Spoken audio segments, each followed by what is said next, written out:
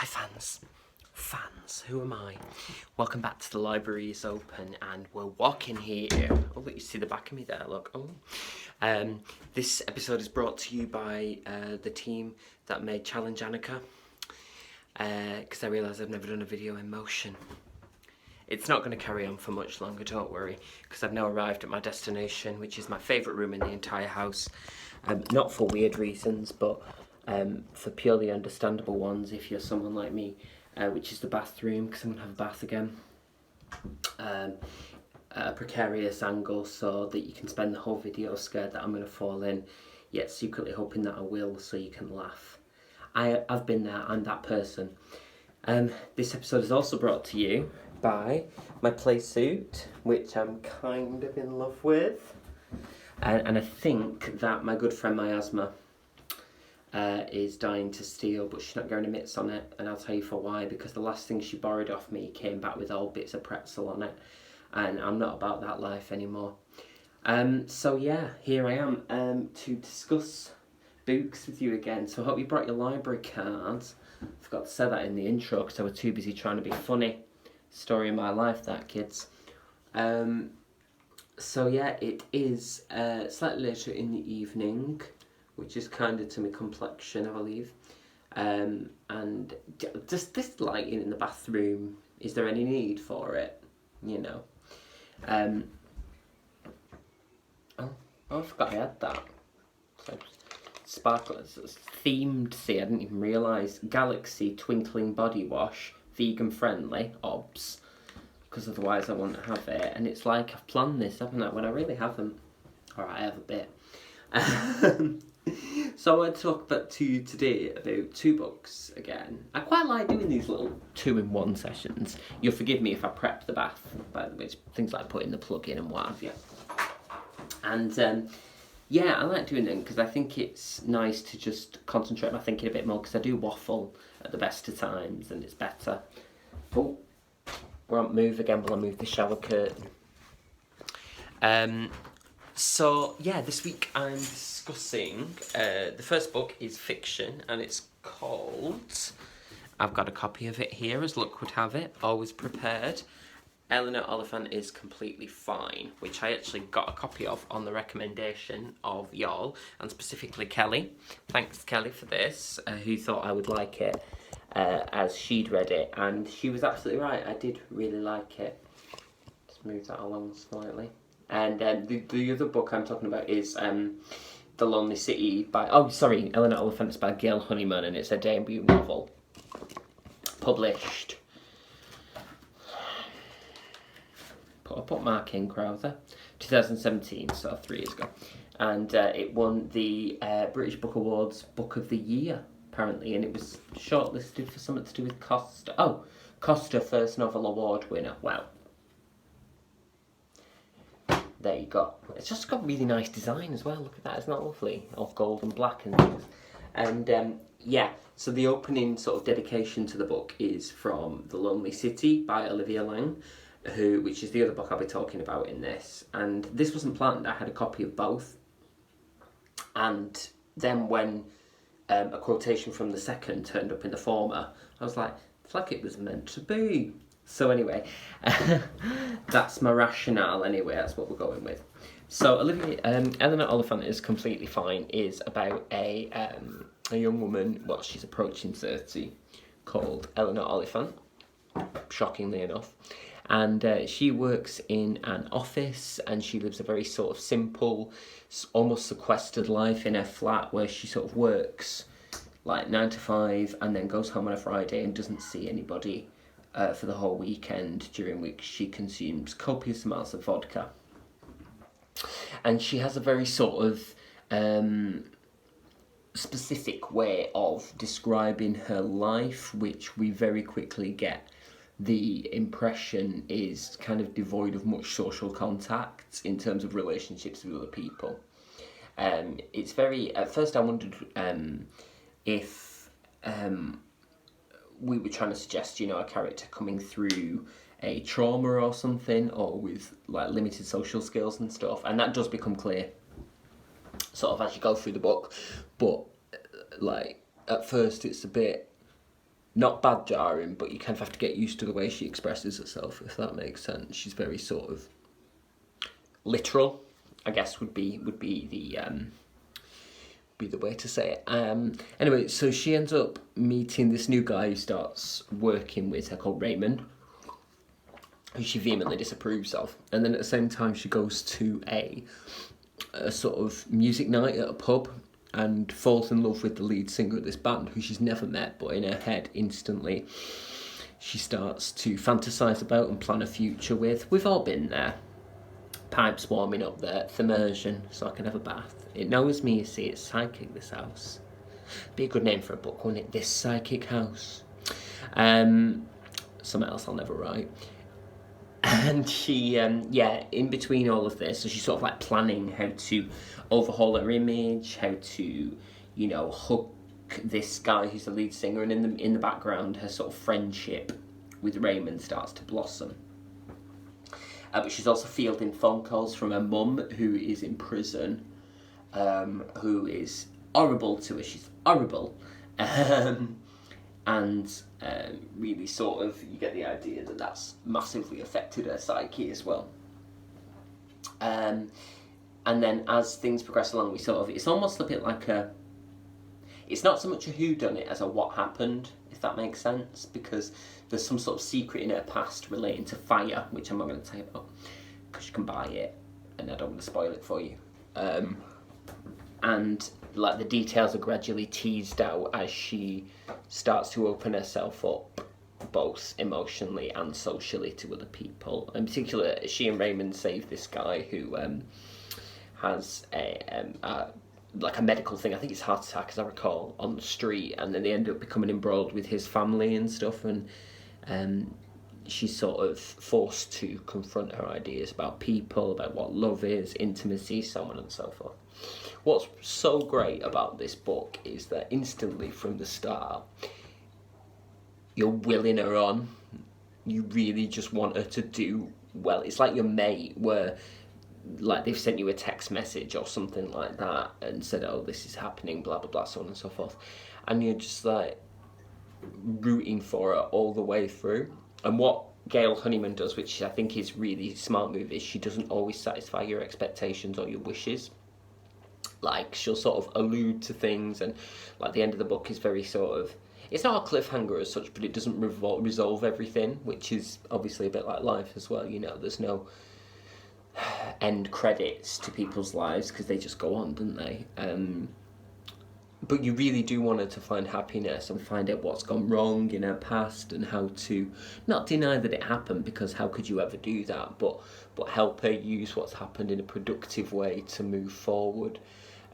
She's such a, excuse me, itchy eye.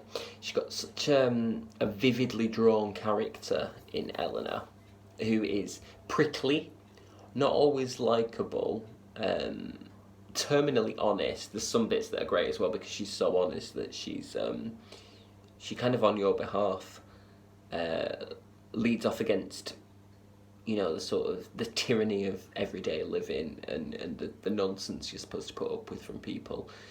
She don't, and that's not in a malicious way. It's just because of where her head is, where her psyche is at the time. She just doesn't take nonsense from people. So that's really satisfying. And then what Gail Honeyman is gradually tease that emotion out of her and allow her to become someone who can relate to other people and, recognise and reconcile what's happened to her. And I have to say, there is a twist at the end, which I did not see coming, and I don't know if that's because I'm really basic or if I was just embroiled in the adventures. And it kind of doesn't really matter, does it?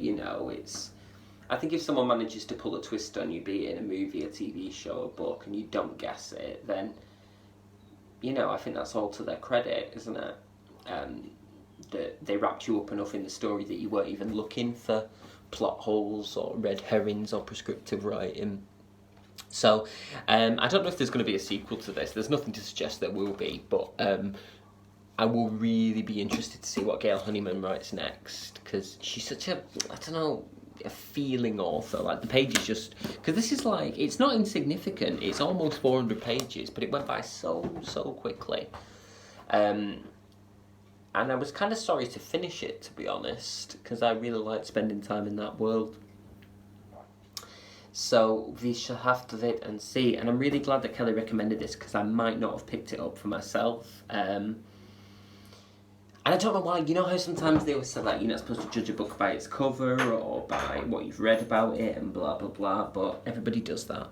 And yeah, it just didn't draw me in straight away, although I was aware of its existence. And, you know, that's a lesson to me to, I guess, be more open and just explore things. But I think that's what's great about us being able to chat in the comments and offer recommendations and so on and so forth. So,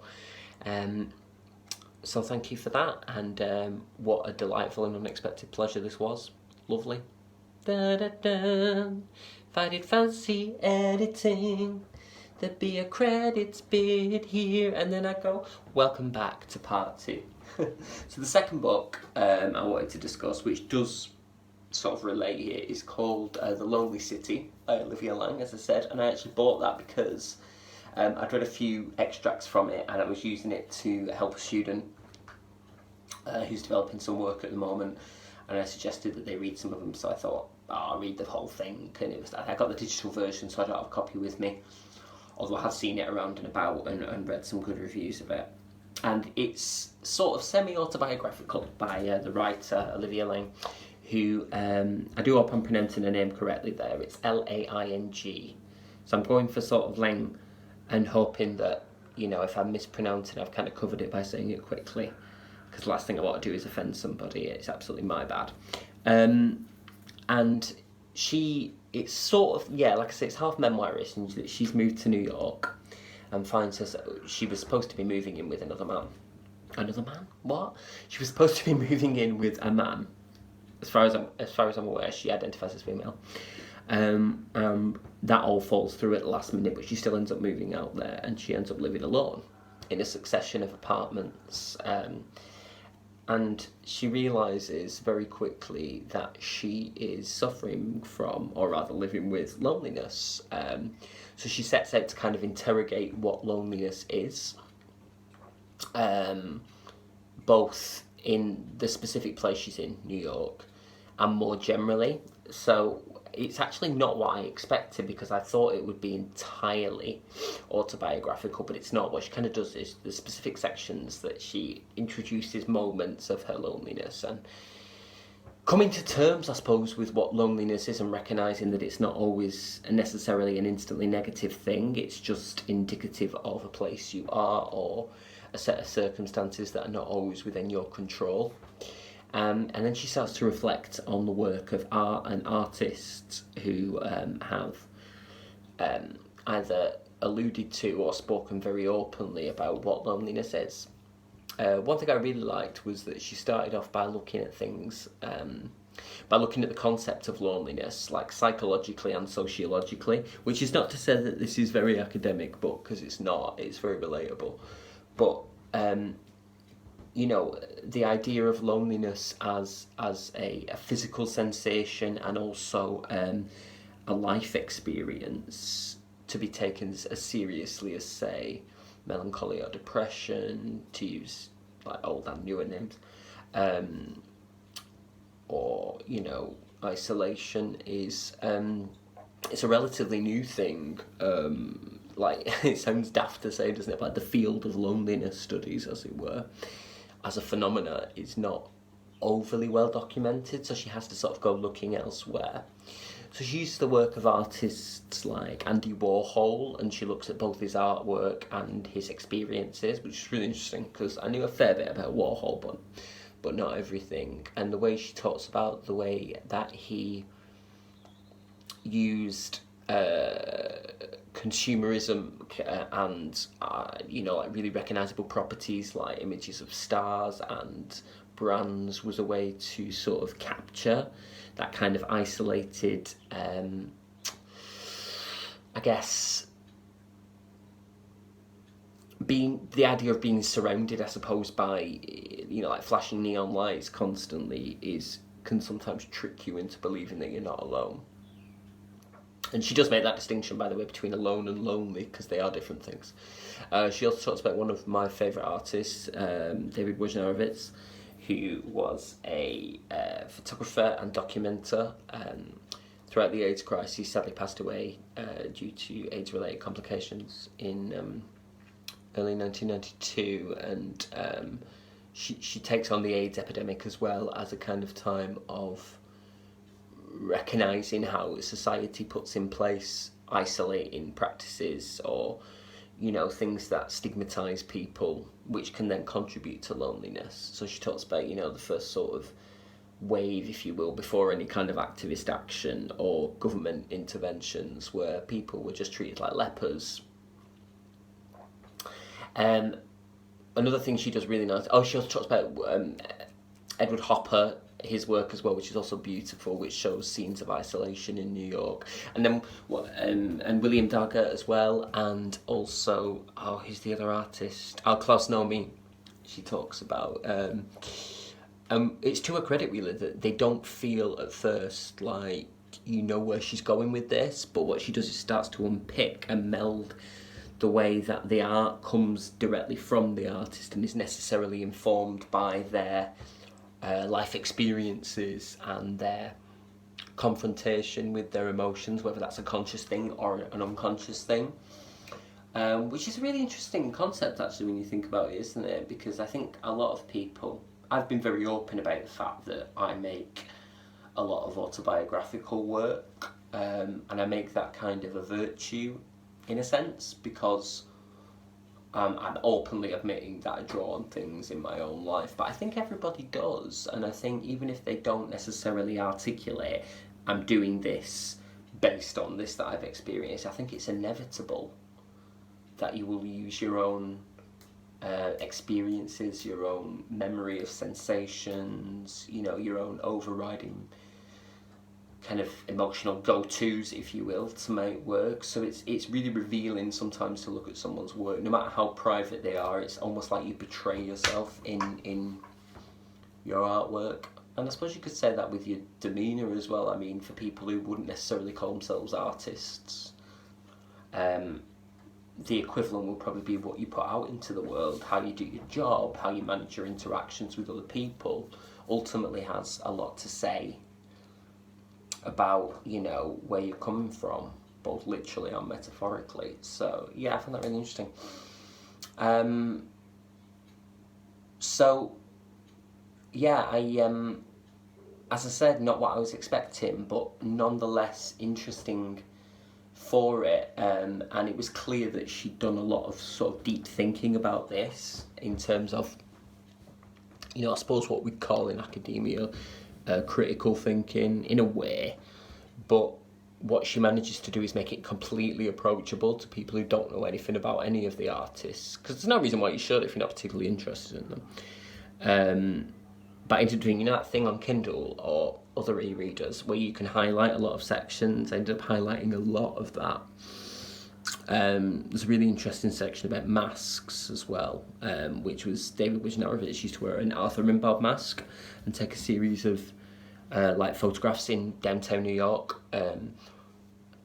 which sort of cast him as like unobservable observer, I guess, of things that were going on in the background, or just people living their lives. And there's a really interesting bit where she talks about how masks are simultaneously protective and hiding, but they're also revealing, which kind of crosses over with ideas in where we use like masks in theatre and performance and stuff. It's like where the mask isn't to hide behind, it's supposed to reveal something. That's the point of it. So I found that really, really interesting. So it's really useful as a work tool, actually, funnily enough. Sort of been highlighting bits and bats to send out to people and just be like, just have a think about this, you know, and just sort of like meditate on it, I guess. Not like meditate on it, although feel free, but just like have a think about it, which I think is great, but where you can put it down for a bit and just go, what do I think about that, you know? So yeah, she's a great essayist, and you could probably read any of these essays in isolation. I would have maybe, if I had a critique, and it's not really a critique because it's a personal preference, I suppose that's what critique is, but I would have maybe liked more about her, but at the same time, like as in her experiences in New York, but at the same time, I completely get why she did what she did, because she's sort of working towards the idea overall of, as the title suggests, loneliness is not just a solo thing, funnily enough, and contrary to popular belief. It's also, loneliness is a city. And then towards the end of the book, she starts to, just adjust that, sorry, she starts to bring in ideas about, you know, globalization, and also how we relate to one another online through use of things like social media and so on and so forth, which is there are squeaky things happening outside that need to not be happening. And yeah, she brings in that, which is not a new trope, but what's interesting about it is just to reiterate and remind ourselves how, even I suppose I'm guilty of that with this platform, although I hope not to that extent, how, you know, while we're using things like social media to connect and bring ourselves a respite from loneliness, particularly now in the middle of this pandemic, we have to be really careful that we're not being sold an illusion of togetherness that is ultimately going to lead to further loneliness, because I suppose once you expose every facet of your life and rely on, you know, likes, retweets, whatever, depending on the platform, what you've done is create a system of dependency and almost made palpable or, you know, discernible your own loneliness, which is, as she points out in the book, the weird thing about loneliness is that as soon as you display it, it exemplifies itself, because people don't want to be around loneliness, like it's catching or something. So really, really interesting stuff to think about, particularly for this time, as I say. So I think maybe it was a really good time to read it, and it wasn't even planned. But actually, let's say that I did plan it to coincide with now, and agree that I'm dead clever. But anyway, no, if you fancy that, I think it's about £3 on the Kindle e-readery app story thing, whatever your device is. And I do recommend it, but again, be in the mood for that, to sit and think. If you want something sort of feel good right now, which is completely understandable, of the two, I'd probably go with Elinor Oliphant. Although if you can read both, you know, have at it. So that's another episode done, and thank you again for all your recommendations. And I promise I'll try to be in the bathroom less, but I'm not promising. I will try to be in the bathroom less, but I'm not promising, because the lighting is, we say, chic. So sound off below if you've read either of these, and or you would like to make a recommendation for future. I have everything you've recommended, I have managed to get hold of so far, so if there's anything you're sitting on going, I bet he'd dead like that and I'd like to see him discuss it, then please, by all means, do sound off or drop me a message. You can also find me on Instagram at creepingmyasthma. It'll be linked in the pinned comment below, as always, or you can find me on Twitter at StewArt, A-R-T in capitals. Yeah, I thought I was dead smart there. Crowther. And of course, while you're busy following, do subscribe to Those Vegan Guys, two of my favourite people in the entire world, and their affiliated social media links as well. And I will see you in the next episode, my darlings. It's been a pleasure to speak to you again from my bathroom, and I'm going to go and have a bath, because I'm desperate for to get clean, because I'm proper dirty. I'm not. No. Much love, keep those library cards safe, keep the pages a turning, and I will see you in the next episode. Much love. Mwah.